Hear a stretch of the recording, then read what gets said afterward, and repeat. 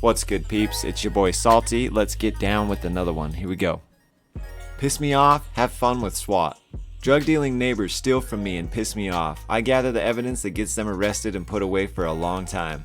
This happened about a year ago. I had just returned from a business-related trip to the frozen north, Canada, of which I had been gone for about 8 months.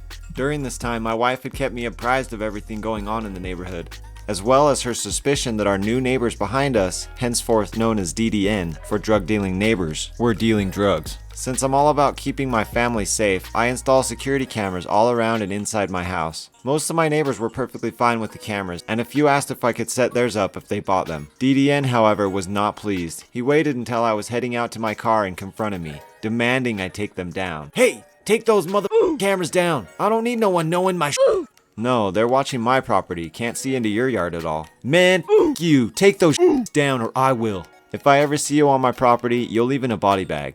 At this point, I know my wife's suspicions were well-founded. I watched the camera feeds and started noting that he had a lot of quick visitors around 3 a.m. Cars would pull up in front of my driveway. He'd meet them, exchanges were made, and the cars would leave. Not too long after, I got a motion alert on 2 of my cameras and my dog started going nuts. I saw my front door handle move. It's time to go. I grabbed my shotgun and rushed to the door. But as soon as I tried opening it, my beagle tried bolting outside, howling at the trespassers. Unable to deal with him and properly hold a 12 gauge, I opted to keep my dog and yelled at the 2 men standing there to get the f*** off my property. That night, my motorcycle was stolen. They broke the locks off, and every camera on the ground floor had to be repositioned or replaced. I checked the footage and watched as a drug-dealing neighbor walked up to them and hit them. I was done being a bystander. I contacted the police, but even with the security footage, they claimed there was nothing they could do. I was furious. I knew who did it, had the proof, and there was nothing I could do about it, yet. For the next couple of days, I studied municipal and building codes. I started filing reports after report on my DDN. Broken down cars in the yard, that's a violation. Broken gutters hanging off the roof, that's a violation. Barking dogs after 10 p.m., that's a violation. I nickel and dime them for anything I could, hoping to goad them into doing something. I put tainted gas in a gas can on the back of my Jeep, which was unsurprisingly stolen, and suddenly their dirt bike engine blew up the next night. Drug dealing neighbor confronted me again, threatening that if the complaints didn't stop, he couldn't guarantee my dogs or my wife would be safe. Heated words were exchanged. He stormed up to me and the encounter ended with weapons drawn and both of us going back inside our homes.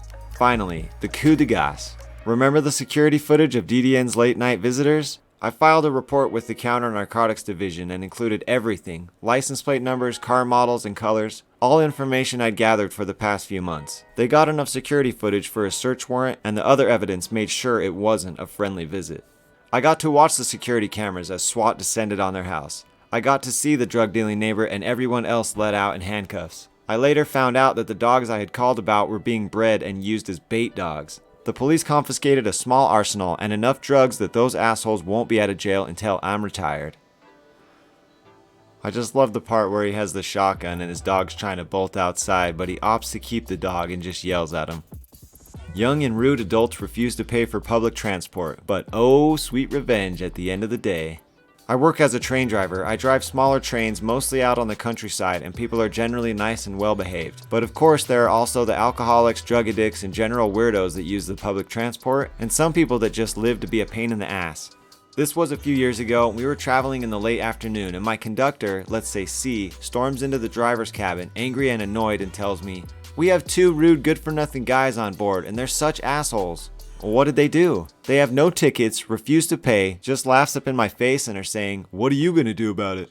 What the hell, should I help you throw them off at the next stop? We can't because they're just traveling 1 station. So they're getting off at the next stop. Goddamn smug guys with their "what are you gonna do about it?" So we're both angry. I let the conductor rant and let off some steam. The next stop comes and the guys get off. The conductor angrily gestures at them. "That's them, f***s." We continue the short remaining journey and have a break at the end station. Some hours later the train goes back. Since it's on the countryside and it's a late weekend evening, the train is almost empty on the way back. The conductor knows where every passenger on board is getting off, and she's up front with me chatting, and all is fine again. Until we approach the station where we let those guys off. We see 2 people standing there. It is them. My conductor beside me shines up like a goddamn sun. She says with the biggest smile on her face, "Do not stop," and I'm just laughing, slowing down the train, not stopping though. When we pass them, my conductor opens the window, waves and says loud and happily, "This is what I'm gonna do about it." The guys are just staring at her with their jaws on the ground when we drive past them. We laugh all the way to our home station. We were the last train for the day. Edit. I wrote in the comments that we encountered these guys again a few weeks later. I'll post it here as well because these guys did not learn the first time. They apparently got on at the same station like last time, but we didn't notice them. They had plans to travel further this time, but when the conductor went out to check the tickets, it went like this. Conductor spots them, recognizes them, says loudly among the other travelers, "Oh, are you able to pay for your tickets today?" They just fidget and say, "No, we ain't got no money." Conductor, "Well, ain't that a shame? I guess you have to get off at the next stop." Them, "What the f? Can't you be nice and let us be? What the f are we gonna do at that shitty station?" Conductor, "Guys, I don't give a damn. You're going off this train and you can walk to the next station, and I'm calling the train behind us so they won't pick you up either." They got off. The other train called us later because they saw the guys walking on a forest path along the railway track, and I haven't seen these guys since.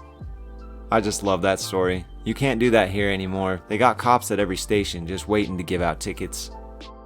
Guy takes advantage of my little sister's disability and I snap. Context: my little sister, henceforth known as Holly, is mute. She can actually whisper a little bit, but it takes a lot of effort on her part. She's been mute ever since she was 5, when she lost her ability to speak in an accident. She's very smart and she's a good-looking kid. At the time of these events, she was 16 and I was 21. Me and my sister lived together in an apartment because my mother is a roamer who isn't well suited to take care of a teenager. She has our twin kid siblings, but not my sister and I. My dad is distant from the family, so helping my sister through high school falls on me. I work at a car parts shipping company, so I get paid just enough to get by. Because of our relatively poor living situation and my sister's inability to speak, she gets bullied at school. Generally, it isn't too much of a problem, but in the few months leading up to these events, she has been having increased problems with it. Build up. At the time, Holly was 16, but she was a sophomore in high school due to failing a year in middle school. She refuses to take special ed courses now because they didn't help her at all. Because she's good looking and is older than most of her class, she gets attention from juniors and seniors. It's mostly negative attention, but there was one guy who I will refer to as Dio from now on. He's the villain of the story, who treats her really nicely. He's a senior and at this time he's 18. He repels bullies from her because he's a tall, handsome, tough guy and bullies don't want to mess with him. I don't interfere with them because my sister is visibly happy when she comes home from school and whenever she's around him. I didn't let them hang out alone together, but supervised them hanging out a few times. Anyway, King crimson a few months and she stops coming home happy. She isn't hanging out with him anymore either, and although I ask her multiple times, she won't tell me anything about it. I confront him about it and he evades the topic. At this point I'm suspicious, but I don't know what to be suspicious of. Researching. I'm getting more and more worried about Holly, so I go to her counselor and assistant principal to ask about her activities at school. From what I learn, she still spends all her free time near Dio at school. I find this strange since she doesn't seem happy anymore. This is where the illegal stuff starts. A few days later, I invite Holly and Dio on a dinner night to Olive Garden. No one can resist Olive Garden. While we're there, I do two things that are completely illegal. One, I steal his phone, which I've seen the password to, and two, I read his texts and emails. Anything I can to find out what's happened between them. I don't find what I'm looking for, but I do find out that he drinks and smokes weed with his friends on weekends. This will be relevant later. A few days later, I find his phone in the laundry and say it must have ended up in one of our coats on accident. I know for a fact he got it back because he called me to thank me for having Holly return it. I still didn't have what I was looking for, so I went back to school and used his previous text as grounds to check CCTV for any suspicious activity. There wasn't anything suspicious by school standards, but there was something that caught my eye. It was my sister going to the central bathroom in the school, and him going to the boys' room of the same bathroom about a minute later. The bathrooms are separated by a wall, but there's a janitorial closet that opens into both bathrooms and is completely in the blind zone of anybody walking in the bathrooms, let alone the CCTV cameras. At this point, I began to suspect that something was happening between them in that bathroom, and it was the only one with a closet like that, and if my memory served me, the closet didn't have a proper lock, it just locked from the outside on both sides. Boiling point. Now that I suspected something, I confronted Holly about it. She broke down crying, and after 15 minutes of consoling, she shakily signed to me something that made my blood boil. Apparently it was far worse than I had expected.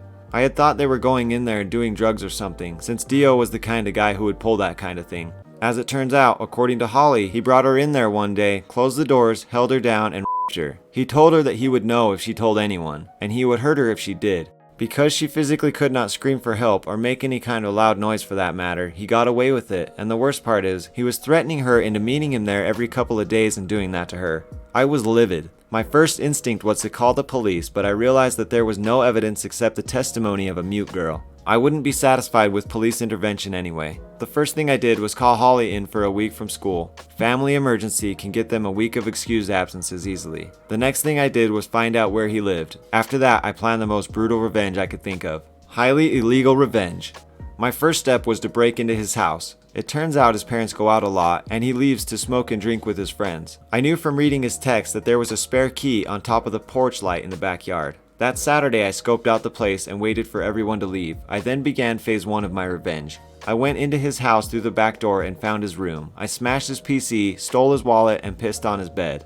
Then I poorly hid 2 small bags of weed in his house. I have a friend who grows. Finally, to hide the fact that it was targeted, I tossed up the rest of the house but didn't take anything. I then went to Starbucks and used the Wi-Fi, Dio's debit card, he didn't have credit, to purchase a bunch of sex toys in his name and send them to his house. I then left his wallet sitting near a homeless man sleeping on a park bench. Next, I contacted his parents and told them I had seen their son drinking and smoking with a group of teenagers. They were furious, which leads me to believe that wasn't the first time something like that had happened.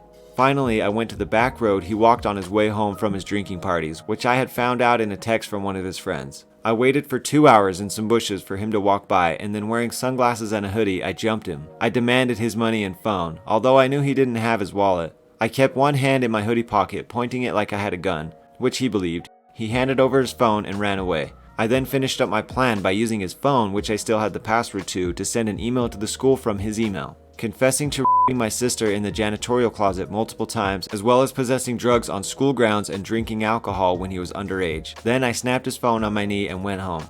Aftermath. My sister went back to school the following Monday, armed with a can of mace I bought her. Dio wasn't at school and she was called in by her counselor. She confessed and he was charged with rape, underage drinking, and illegal drug possession. On top of that, his parents completely disowned him and he was expelled from school. Sadly, the story doesn't have a completely happy end. The whole ordeal sent Holly into a downward spiral. Her grades fell behind and she barely smiled. In March of 2018, she attempted suicide by cutting herself, and it was pure luck that I found her in time. She's getting better now, but emotional trauma will probably affect her for life. I pray to whatever cruel gods are out there that he gets a taste of his own medicine in prison. He definitely got what he deserved in this situation, but I mean, what would you do if you couldn't go to the cops because you can't really explain your evidence?